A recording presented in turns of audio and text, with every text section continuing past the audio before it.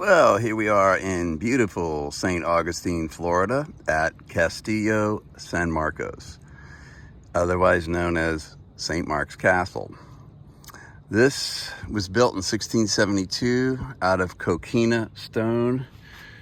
Here's a close-up of some of it. Those are old reefs from probably 50,000 years ago, and for being 350 years old, she's in pretty good shape. So this was built to be the epicenter of a reprovisioning base that the Spanish had here right before the galleons would sail across the Atlantic. There's the inlet out to the ocean right there, and then we have this really nice anchorage in here, which you can come in on your catamaran and anchor right here, and the old town is right behind us. And St. Augustine is really worth a trip.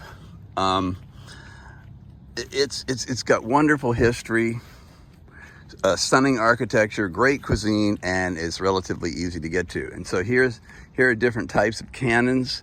There's mortars, there's howitzers, and there's cannon. So these were used to, they'd aim them up and they'd just go high up in the air and come down, and you could destroy like buildings that were behind high walls. Now the big cannons over here could blast out walls, and howitzers were just kind of a hybrid between the mortars and the cannons. Now these two are really well preserved. I understand this one was built in 1589, and the other one was from 1590. And notice they have the reinforcement bands around the barrel, because sometimes when they put too much gunpowder in there, it would stress it out and crack it. But those helped prevent that. Okay, so we're looking at the front fortification. That's the main gate into the fort. And this was a moat that was filled with water, so any intruders would be slowed down. And we had big cannons here, and that was the oven where they would heat up the shot over there. And they would get them so red hot that if they hit a sail on a ship, it'd catch the sail on fire. So it was a useful thing to have when you're defending your castle. So why is this here? Well, the Spanish treasure fleets started sailing in 1540, and they ran until about 1790. That's about 250 years. And this became a major outpost in the Spanish Empire. About 80 miles that away, the French established an outpost, and in 1564, and the Admiral Menendez was sent here to get rid of them, and he did. And then they decided to fortify this point right here. And for 100 years, there were wooden forts here, but wood doesn't hold up too well over time. And Sir Francis Drake came in here, and I think it was 1586, and he had about 20 ships, and he raided the place, torched the fort that was here. And so the Spanish started thinking about building out of stone, and which is what they did. In 1672, the Queen of Spain authorized construction and advanced some money for them. So when the treasure fleets were coming from South America and Mexico to deliver the goodies to Spain, they would all come in here. There could be 50 of them at a time, galleons up to 200 feet long.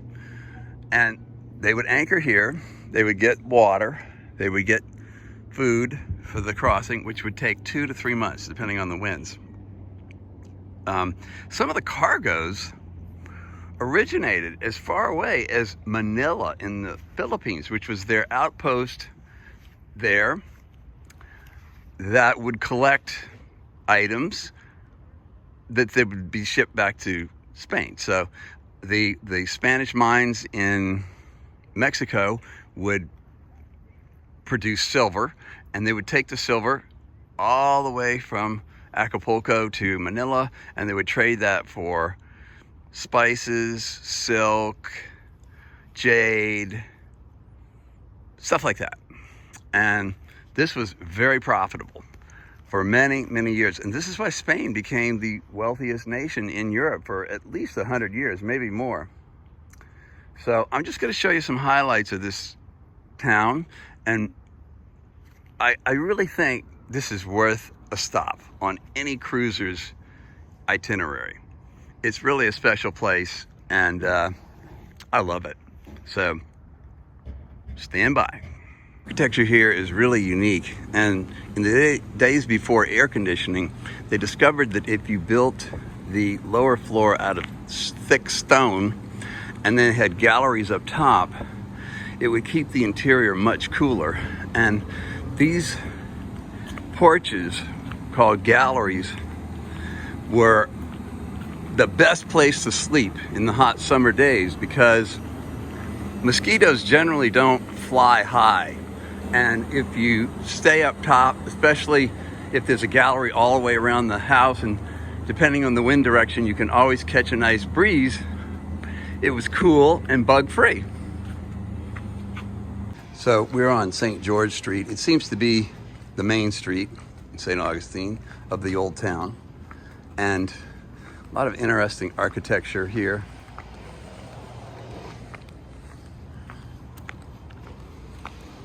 There's no problem finding a bar or a restaurant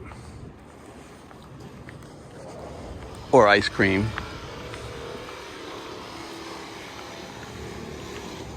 These buildings date from the 1700s and they've been restored. So if you like architecture, this is a great place to come and soak it all up. This was Captain Pedro Salceda's house, built sometime before 1780. And a lot of these homes had courtyards. And here's another home that's of the period with the typical stone first floor and wood second floor. Sometimes the stone would go up to the second floor.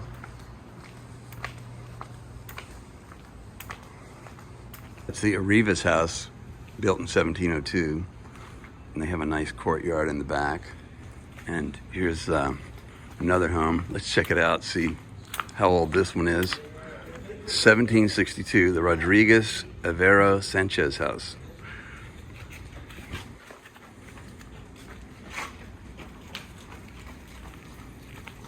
And here's one of my favorite bars.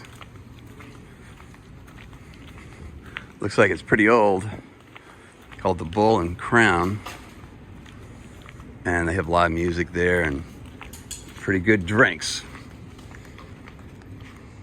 This is the Benet house, and Captain Esteban Benet remodeled this in 1804, and he was lost at sea a few years later when his ship sank. His son Pedro took it over, and it's been in the family a long time. Here's a famous Cuban restaurant, Colombia.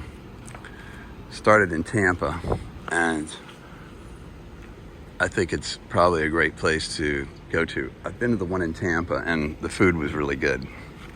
Here's another house built of coquina, and got a nice big fireplace in it. I cruised through here a couple times on deliveries of yachts from New York to Florida, and it can get frosty up here in the winter, and it's really great to go in one of these bars and get some refreshments and sit by the fire in the winter, because it can get down below freezing briefly.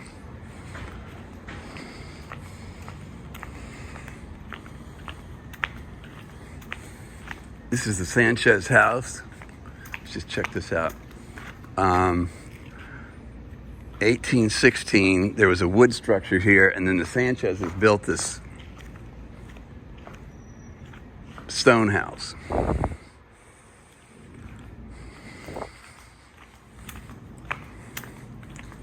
It's very pleasant to walk through here at night with the fountains going and get a snack or two, or stop and get a wine. Oh, I must be getting in the creepy part of town. Looks like we got some bad actors around here. This is the Espinosa Sanchez house. It began construction in 1802. And oh boy, it looks like some of the plaster's falling off. They have to patch that or not. So now we're on the waterfront near the anchorage. And some beautiful buildings here. This is the Rodriguez Arcian house. Now, this coquina stone down here was part of the foundation of a house that was here in the 1500s. And of course, this was built later, but they're all about conserving history and architecture, which I love. This is Harry's Seafood House, and the cuisine is St. Augustine / New Orleans style, which are French, Spanish, German, American, African infusion type foods. Really good food. I had last night stuffed shrimp, which is stuffed with crab meat and with an Italian breaded coating and served with an Asiago like mayonnaise sauce. Ah, it's so good, making me hungry. Now, we do get hurricanes here, and Hurricane Matthew came here in 2016, and look at the high tide mark right there. That's how high the water got. Well, Ponce de Leon was the first European to come here to St. Augustine, and he landed very near the spot because, well, the beach used to be right where the road is. So he came in on his dinghy here and claimed the whole area. This is a plaza that was laid out in the 1500s. I believe it was 1525. And it's still a great gathering spot in the heart of the old town. In 1605, this was where a guard shack and watchtower was placed because it was near the water, and they would sound the alarm if there were any ships coming in, so that if there were any bad guys coming, they could get prepped. Now, just a little side note about galleons and the Spanish treasure fleets. Recently, in 2015, the galleon San Jose, which was sunk by the Brits in 1708 off of Cartagena, Colombia, was located. And the official cargo manifest that lists all the gold, the silver, the precious stones, was evaluated at market values from today. And they say that there is 17 billion, that's with a B, worth of booty to be recovered. And the Colombian Navy has staked it off. They are salvaging it now, and hope to hear more about that. As a side note to the side note, the King and Queen of Spain used to charge 20% tax on every bit of cargo coming into Spain. And as a result, there's a lot of smuggling going on. And so everybody got into the act. You know, like even common seamen would find a stray Spanish doubloon or whatever, and they would hide it away and sell it when they got back to Spain, or use it to buy something.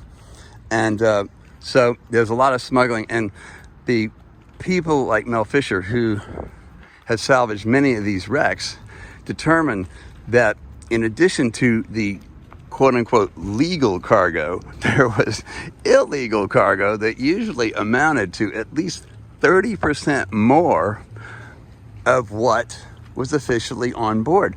And so that $17 billion in goodies that the Colombian Navy is digging into.